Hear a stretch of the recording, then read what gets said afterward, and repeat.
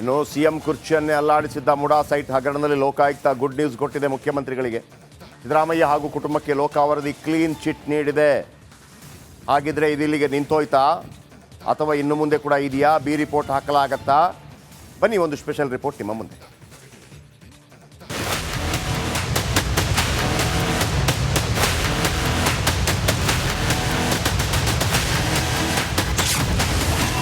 ಮುಡಾ ಕೇಸ್ನಲ್ಲಿ ಸಿದ್ದರಾಮಯ್ಯಗೆ good news. CM ಕುಟುಂಬಕ್ಕೆ ಕ್ಲೀನ್ ಚಿಟ್ ಕೊಟ್ಟ ಲೋಕಾಯುಕ್ತ. ಈ ಮೂಡ ಸಿಎಂ ಸಿದ್ದರಾಮಯ್ಯ ಅವರ ಮೂಡ್ ಆಫ್ ಮಾಡಿತ್ತು. ಹೋದಲ್ಲಿ ಬಂದಲ್ಲಿ ಈ ಅಕ್ರಮ ಸೈಟ್ ಕೇಸು ಒಂದು ರೀತಿ ಸಿಂಹ ಸ್ವಪ್ನವಾಗಿತ್ತು. ಆದರೆ ಈಗ ಈ ಮುಡಾ ಕೇಸ್ನಲ್ಲಿ ಕ್ಲೀನ್ ಚಿಟ್ ಸಿಕ್ಕಿದೆ.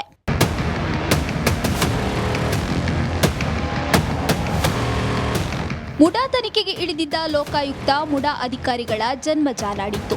ಸೈಟ್ ಹಗರಣದ ಪಿನ್ ಟು ಪಿನ್ ಡೀಟೇಲ್ಸ್ ಪಡೆದು ಸಿದ್ಧಪಡಿಸಿದ್ದ ವರದಿಯನ್ನ ಕೊನೆಗೂ ಸಲ್ಲಿಕೆ ಮಾಡಿದೆ.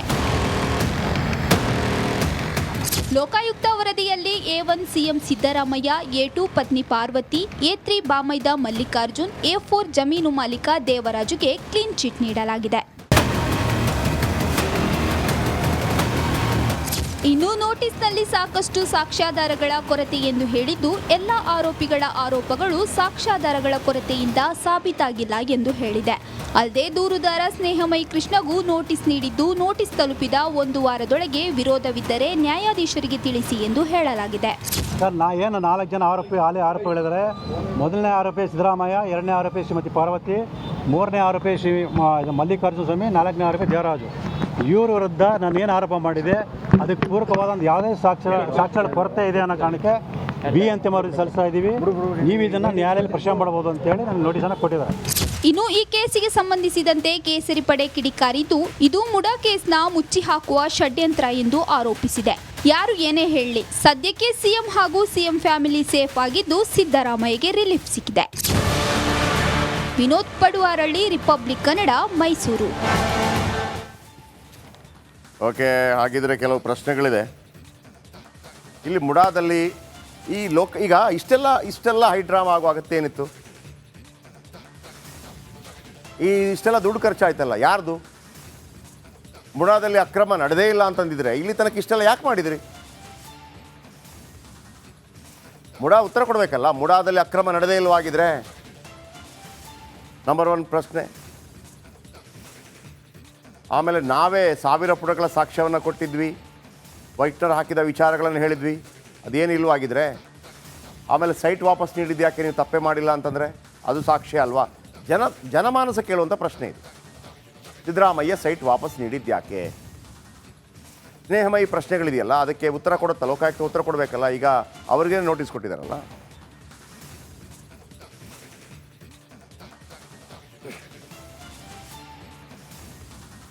ವಿನೋದ್ ಇದರ ಬಗ್ಗೆ ಇನ್ನಷ್ಟು ಹೆಚ್ಚಿನ ಮಾಹಿತಿ ಕೊಡ್ತಾರೆ. ಎಸ್ ವಿನೋದ್, ಲೇಟೆಸ್ಟ್ ಅಪ್ಡೇಟ್ ಏನಾಗ್ತಿದೆ ಮೈಸೂರಲ್ಲಿ?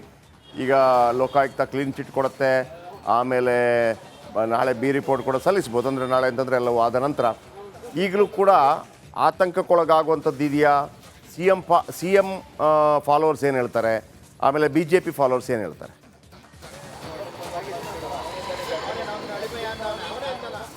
ಜಯಪ್ರಕಾಶ್, ಈಗಾಗಲೇ ಏನು ಮೂಡಾದಲ್ಲಿ ಸಿಎಂ ಪತ್ನಿ ಪಡೆದಂತಹ 14 ನಿವೇಶನಗಳ ಬಗ್ಗೆ ಈಗಾಗಲೇ ಸಿಎಂ ಅವರ ಪ್ರಭಾವ ಇದೆಯಾ ಇಲ್ವಾ ಇದರ ಬಗ್ಗೆ ತನಿಖೆಯನ್ನು ಮಾಡಬೇಕು ಅಂತೇಳಿ ನ್ಯಾಯಾಲಯ ಒಂದು ಆದೇಶವನ್ನು ಕೊಟ್ಟಿತ್ತು. ಲೋಕಾಯುಕ್ತದಲ್ಲಿ ತನಿಖೆ ನಡೀತಾ ಇತ್ತು.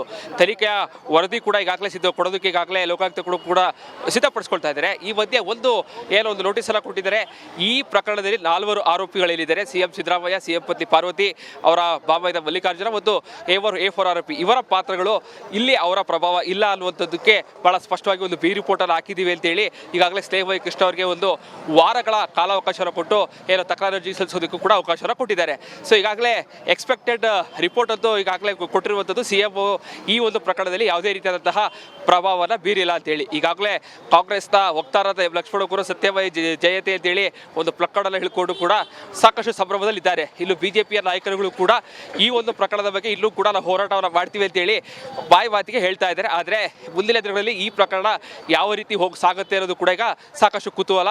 ಮತ್ತೊಂದು ಕಡೆ ಸ್ನೇಹಮಯಿ ಕೃಷ್ಣ ಅವರು ಕೂಡ ನಾನು CM ಸಿದ್ದರಾಮಯ್ಯ ಅವರನ್ನ ಜೈಲಿಗೆ ಕಳಿಸ್ತೇನೆ, ಈ ಒಂದು ಪ್ರಕರಣದಲ್ಲಿ ಸಾಕಷ್ಟು ಸಾಕ್ಷ್ಯಗಳು ನನ್ನ ಬಳಿ ಇವೆ, ಸಾಕಷ್ಟು ಸಾಕ್ಷ್ಯಗಳನ್ನು ಕೊಟ್ಟಿದ್ದೇನೆ, ಆದರೂ ಕೂಡ ಲೋಕಾಯುಕ್ತ ಸಂಸ್ಥೆ ಈಗ ಬಿ ರಿಪೋರ್ಟ್ ಅನ್ನು ಕೊಟ್ಟಿರುವಂಥದ್ದು. ಅದರಲ್ಲೂ ಕೂಡ ಇಲ್ಲೂ ಕೂಡ ತನಿಖೆ ನಡೆಯುವಂತಹ ಸಂದರ್ಭದಲ್ಲಿ ಈ ರೀತಿಯಾದಂತಹ ರಿಪೋರ್ಟ್ ಅನ್ನು ಕೊಟ್ಟಿರುವ ಬಗ್ಗೆ ನಾನು ಕಾನೂನು ಹೋರಾಟವನ್ನು ಮುಂದುವರಿಸ್ತೇನೆ, ಅವರಿಗೆ ಶಿಕ್ಷೆಯನ್ನು ಕೊಡಿಸ್ತೇನೆ ಎನ್ನುವಂತಹ ನಂಬಿಕೆಯನ್ನು ಇಲ್ಲೂ ಕೂಡ ಇಟ್ಕೊಂಡಿದ್ದಾರೆ.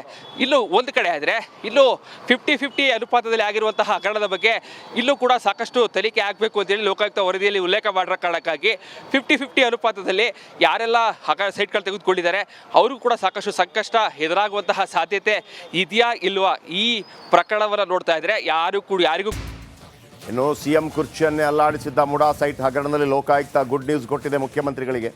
ಸಿದ್ದರಾಮಯ್ಯ ಹಾಗೂ ಕುಟುಂಬಕ್ಕೆ ಲೋಕ ವರದಿ ಕ್ಲೀನ್ ಚಿಟ್ ನೀಡಿದೆ.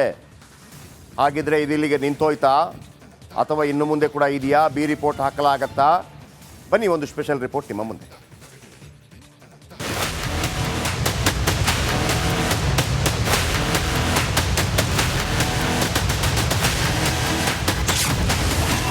ಮುಡಾ ಕೇಸ್ನಲ್ಲಿ ಸಿದ್ದರಾಮಯ್ಯಗೆ ಗುಡ್ ನ್ಯೂಸ್. ಸಿಎಂ ಕುಟುಂಬಕ್ಕೆ ಕ್ಲೀನ್ ಚಿಟ್ ಕೊಟ್ಟ ಲೋಕಾಯುಕ್ತ. ಈ ಮೂಡ ಸಿಎಂ ಸಿದ್ದರಾಮಯ್ಯ ಅವರ ಮೂಡ್ ಆಫ್ ಮಾಡಿತ್ತು. ಹೋದಲ್ಲಿ ಬಂದಲ್ಲಿ ಈ ಅಕ್ರಮ ಸೈಟ್ ಕೇಸು ಒಂದು ರೀತಿ ಸಿಂಹ ಸ್ವಪ್ನವಾಗಿತ್ತು. ಆದರೆ ಈಗ ಈ ಮುಡಾ ಕೇಸ್ನಲ್ಲಿ ಕ್ಲೀನ್ ಚಿಟ್ ಸಿಕ್ಕಿದೆ.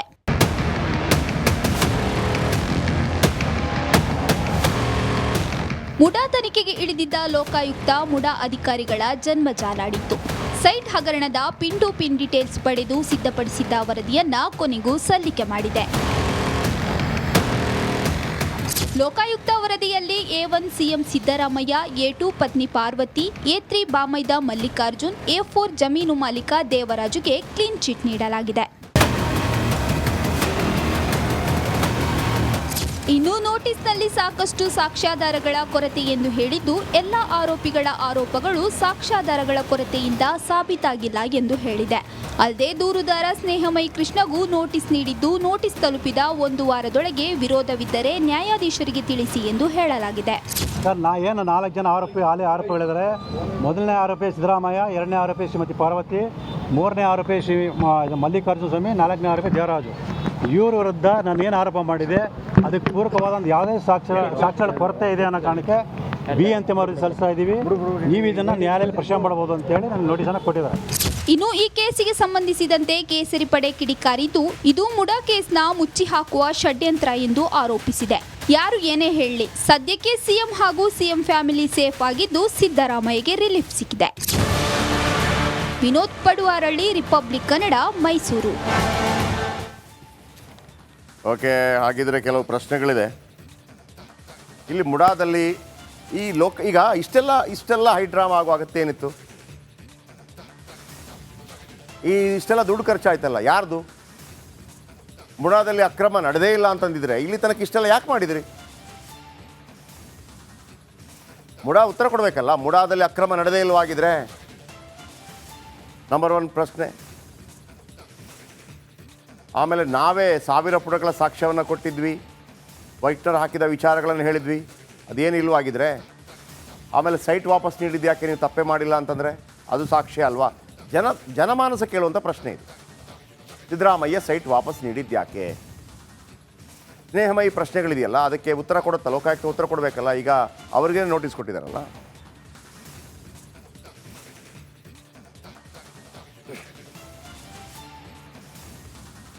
ವಿನೋದ್ ಇದರ ಬಗ್ಗೆ ಇನ್ನಷ್ಟು ಹೆಚ್ಚಿನ ಮಾಹಿತಿ ಕೊಡ್ತಾರೆ. ಎಸ್ ವಿನೋದ್, ಲೇಟೆಸ್ಟ್ ಅಪ್ಡೇಟ್ ಏನಾಗ್ತಿದೆ ಮೈಸೂರಲ್ಲಿ? ಈಗ ಲೋಕಾಯುಕ್ತ ಕ್ಲೀನ್ ಚಿಟ್ ಕೊಡುತ್ತೆ, ಆಮೇಲೆ ನಾಳೆ ಬಿ ರಿಪೋರ್ಟ್ ಕೂಡ ಸಲ್ಲಿಸ್ಬೋದು. ಅಂದರೆ ನಾಳೆ ಅಂತಂದರೆ ಎಲ್ಲವೂ ಆದ ನಂತರ ಈಗಲೂ ಕೂಡ ಆತಂಕಕ್ಕೊಳಗಾಗುವಂಥದ್ದು ಇದೆಯಾ? ಸಿ ಎಂ ಫಾಲೋವರ್ಸ್ ಏನು ಹೇಳ್ತಾರೆ, ಆಮೇಲೆ BJP ಫಾಲೋವರ್ಸ್ ಏನು ಹೇಳ್ತಾರೆ?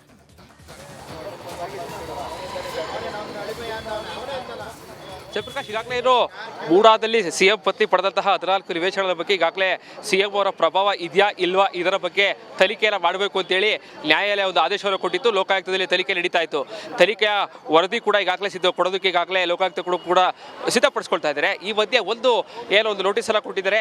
ಈ ಪ್ರಕರಣದಲ್ಲಿ 4 ಆರೋಪಿಗಳೇನಿದ್ದಾರೆ, CM ಸಿದ್ದರಾಮಯ್ಯ, CM ಪತ್ನಿ ಪಾರ್ವತಿ, ಅವರ ಬಾಮೈದ ಮಲ್ಲಿಕಾರ್ಜುನ ಮತ್ತು A4 ಆರೋಪಿ, ಇವರ ಪಾತ್ರಗಳು ಇಲ್ಲಿ ಅವರ ಪ್ರಭಾವ ಇಲ್ಲ ಅನ್ನುವಂಥದ್ದಕ್ಕೆ ಬಹಳ ಸ್ಪಷ್ಟವಾಗಿ ಒಂದು ಬಿ ರಿಪೋರ್ಟನ್ನು ಹಾಕಿದ್ದೀವಿ ಅಂತೇಳಿ ಈಗಾಗಲೇ ಸ್ನೇಹ ವೈ ಕೃಷ್ಣ ಅವರಿಗೆ ಒಂದು ವಾರಗಳ ಕಾಲಾವಕಾಶವನ್ನು ಕೊಟ್ಟು ಏನೋ ತಕರಾರು ಅರ್ಜಿ ಸಲ್ಲಿಸೋದಕ್ಕೂ ಕೂಡ ಅವಕಾಶವನ್ನು ಕೊಟ್ಟಿದ್ದಾರೆ.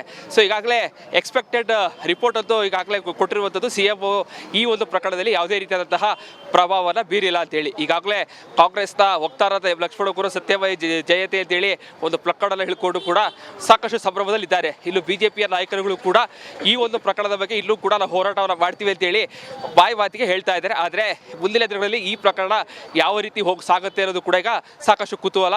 ಮತ್ತೊಂದು ಕಡೆ ಸ್ನೇಹ ವೈ ಕೃಷ್ಣ ಅವರು ಕೂಡ ನಾನು CM ಸಿದ್ದರಾಮಯ್ಯ ಅವರನ್ನ ಜೈಲಿಗೆ ಕಳಿಸ್ತೇನೆ, ಈ ಒಂದು ಪ್ರಕರಣದಲ್ಲಿ ಸಾಕಷ್ಟು ಸಾಕ್ಷ್ಯಗಳು ನನ್ನ ಬಳಿ ಇವೆ, ಸಾಕಷ್ಟು ಸಾಕ್ಷ್ಯಗಳನ್ನು ಕೊಟ್ಟಿದ್ದೇನೆ, ಆದರೂ ಕೂಡ ಲೋಕಾಯುಕ್ತ ಸಂಸ್ಥೆ ಈಗ ಬಿ ರಿಪೋರ್ಟ್ ಅನ್ನು ಕೊಟ್ಟಿರುವಂಥದ್ದು. ಅದರಲ್ಲೂ ಕೂಡ ಇಲ್ಲೂ ಕೂಡ ತನಿಖೆ ನಡೆಯುವಂತಹ ಸಂದರ್ಭದಲ್ಲಿ ಈ ರೀತಿಯಾದಂತಹ ರಿಪೋರ್ಟ್ ಅನ್ನು ಕೊಟ್ಟಿರುವ ಬಗ್ಗೆ ನಾನು ಕಾನೂನು ಹೋರಾಟವನ್ನು ಮುಂದುವರಿಸ್ತೇನೆ, ಅವರಿಗೆ ಶಿಕ್ಷೆಯನ್ನು ಕೊಡಿಸ್ತೇನೆ ಎನ್ನುವಂತಹ ನಂಬಿಕೆಯನ್ನು ಇಲ್ಲೂ ಕೂಡ ಇಟ್ಕೊಂಡಿದ್ದಾರೆ.